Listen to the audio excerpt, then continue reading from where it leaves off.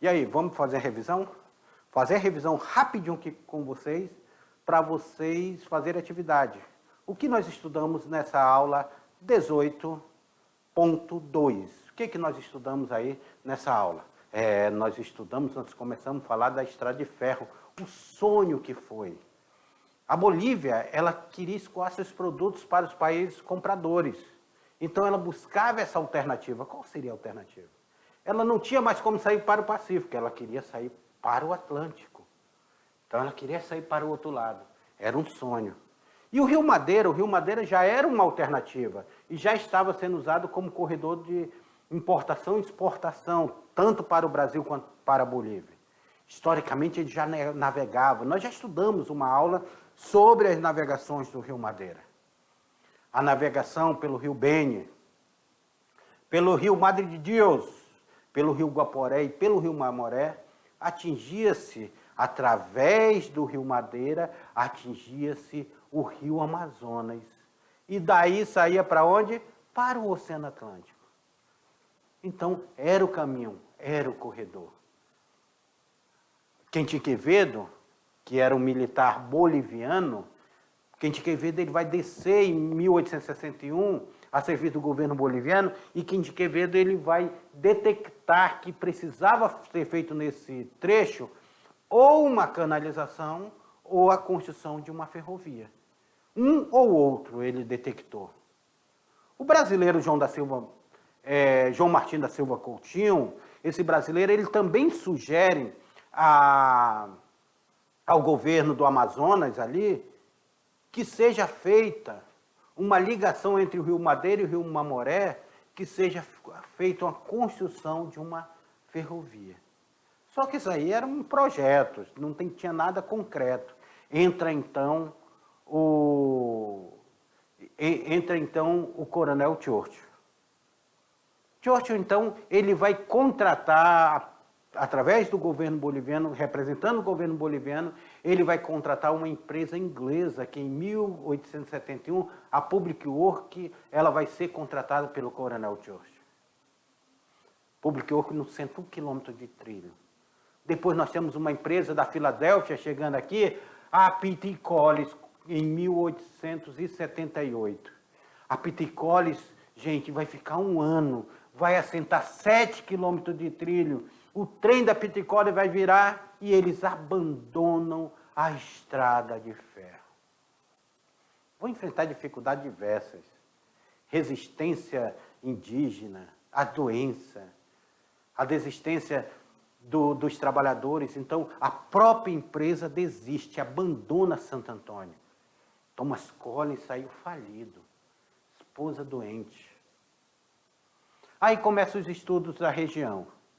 O estudo da região, nós temos a Comissão Mossen, a Comissão Pincas, que o texto também trabalha com vocês aí, essas comissões. A Comissão Mossen ela vai ser trazida para Santo Antônio para fazer esse estudo em 1883. Engraçado que os dois relatórios da Comissão Mossen, mandado pelo governo brasileiro, da Comissão Pincas, que é mandado anos depois, esses relatórios eles vão se contradizer sobre qual o tamanho da estrada de ferro Madeira-Mamoré. Qual o tamanho? Só depois que vão descobrir que quem tinha razão era a Comissão Mossen. Porque Júlio Pincas achava que seria menor. Tanto é que teve problema isso na licitação. As obras vão ser iniciadas em 1907 e vão ser concluídas em 1912 pela empresa May, Jack e Randolph, contratada por Percival Farquhar. E assim foi a saga da nossa estrada de ferro. Vem comigo, você vai fazer atividade agora. Daqui a pouquinho nós vamos voltar para fazer a correção dela. Com vocês agora, a atividade.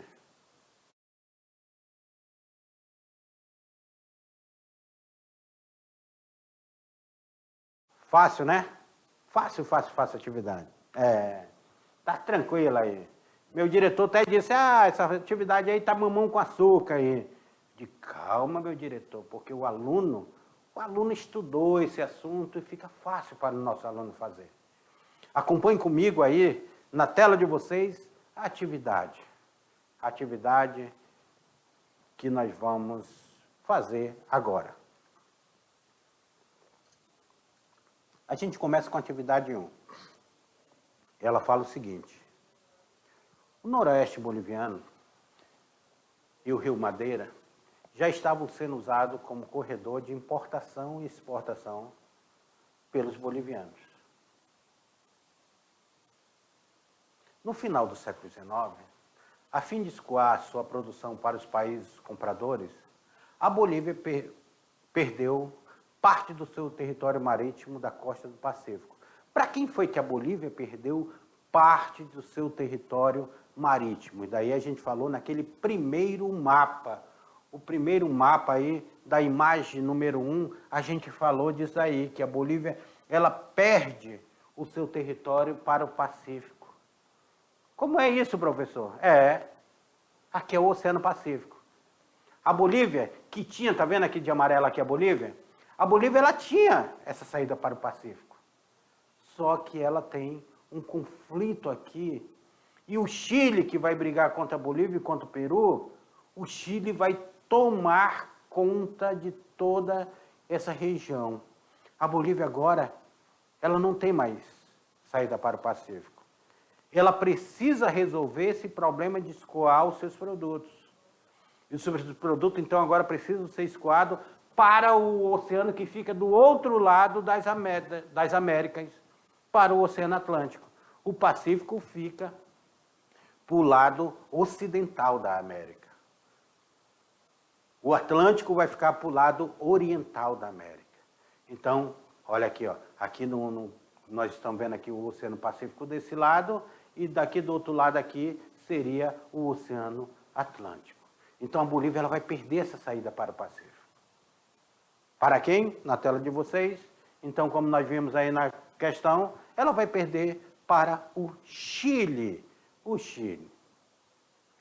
Assim que desceu Madeira, nós estamos falando de quem? De quem? Assim que desceu Madeira, em 1861, o serviço do governo boliviano sugeriu a sua canalização, ou a construção da ferrovia entre a cachoeira de Guajará-Mirim e Santo Antônio. Nós estamos falando do Churchill, do Thomas Collins, do Farquhar, do Quentin Quevedo ou do Barão de Mauá? Descer o rio Madeira. Nós estamos falando de quem? Tá? O Quentin Quevedo ele era muito amigo do Coronel Churchill. Ele era muito amigo do Coronel Churchill, o Quentin Quevedo.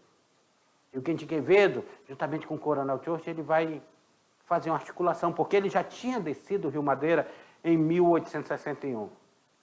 Ele desceu sob o mando do governo boliviano.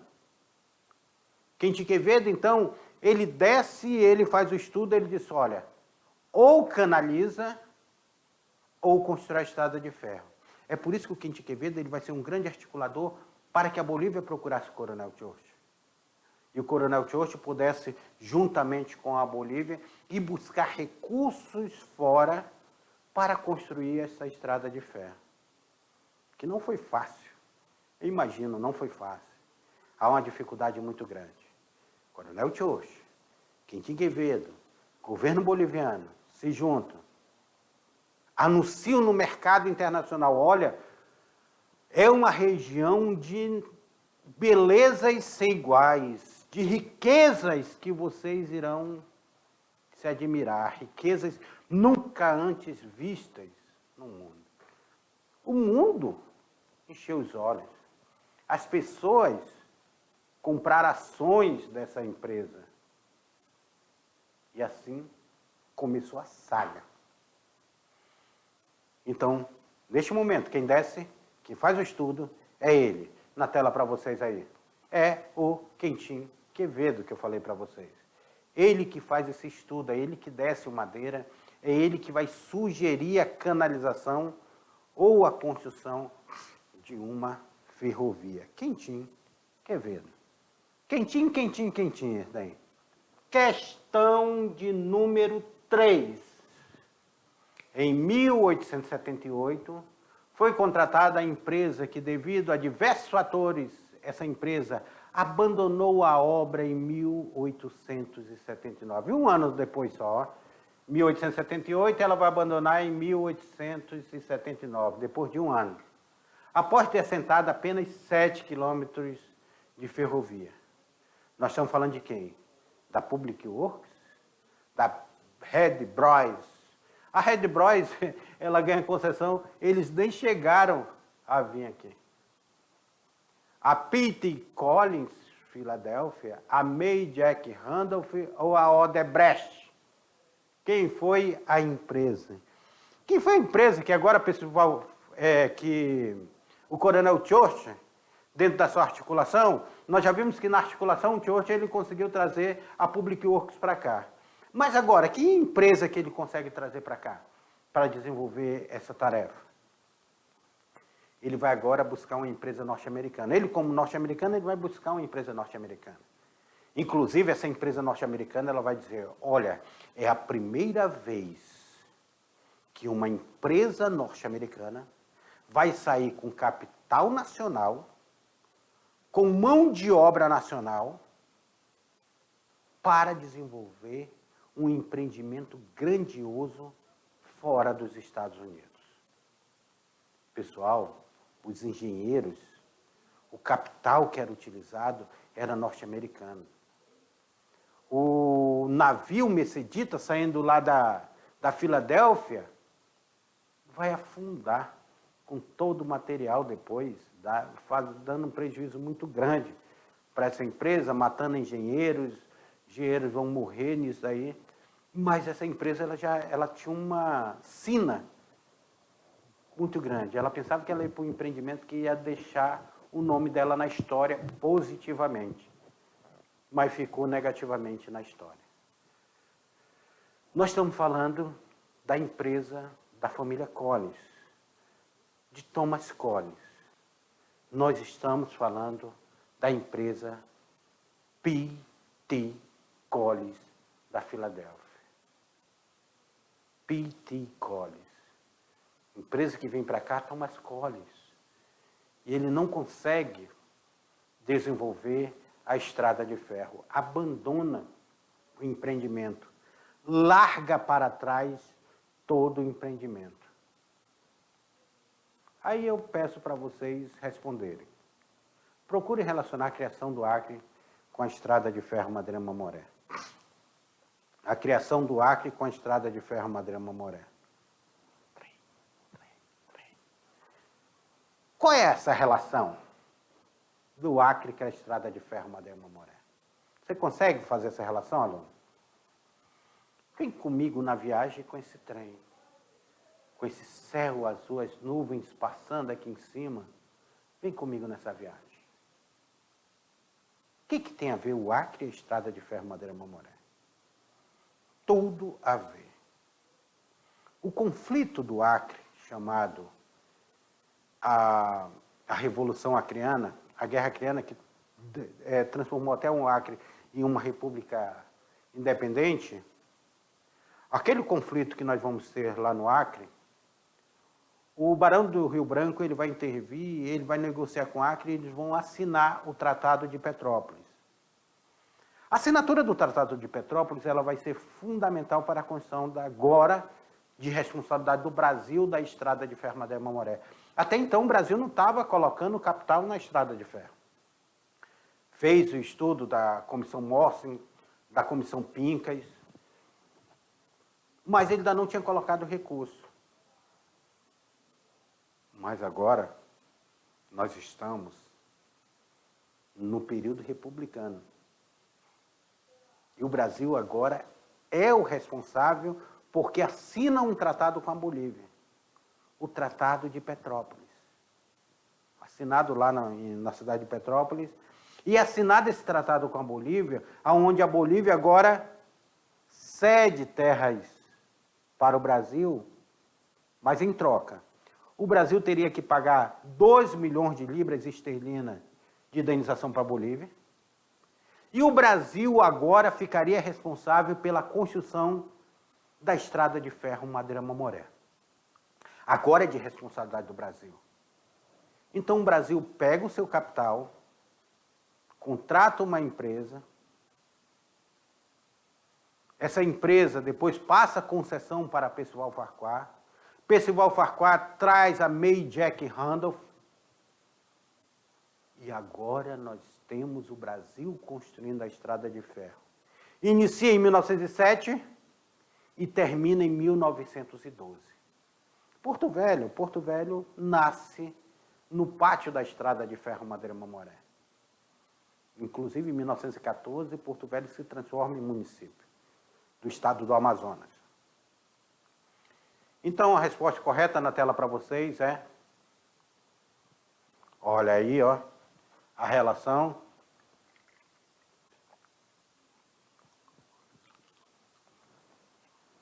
A questão do Acre foi resolvida após a assinatura do Tratado de Petrópolis, entre o Brasil e a Bolívia.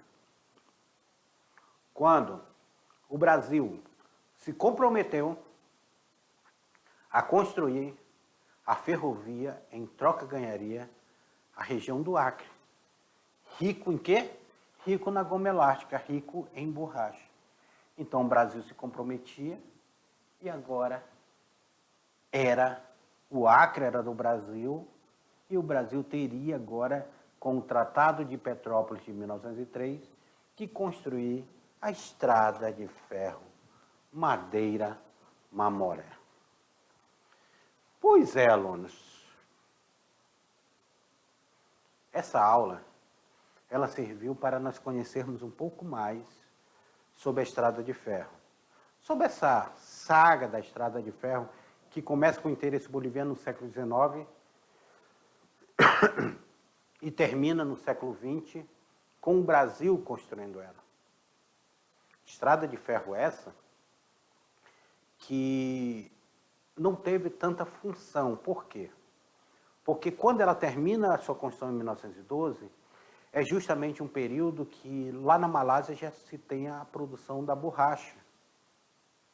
E com isso a borracha ela perde valor no mercado nacional e internacional. A borracha brasileira ela perde o seu valor. Os seringais da Amazônia eles começam a ser abandonados.